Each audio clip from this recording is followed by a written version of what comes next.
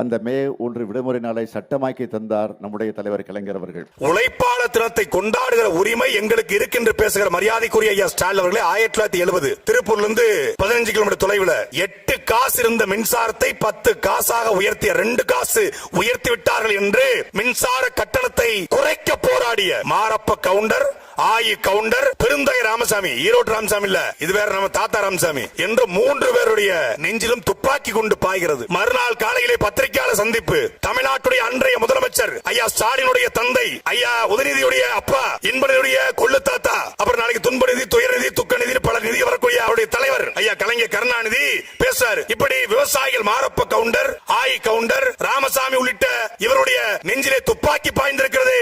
இதுதான் விவசாயிகளுக்கான ஆட்சியா, இதான் தொழிலாளர்களுக்கான ஆட்சியா என்று பத்திரிகையாளர் கேட்கிறாங்க. அதுக்கு என்ன சொல்ல தெரியுமில்ல? யாரு? தொழிலாளர்களுக்கு விடுமுறை விட்ட, மே தின விடுமுறை விட்ட, உழைப்பாளர் தினத்திற்கு உழைப்பாளர் சிலையை நிறுவிய ஐயா கலைஞர் சொல்றாரு. துப்பாக்கி எடுத்து சுட்டா கொண்டு வராம மல்லிகை பூவா வரும்.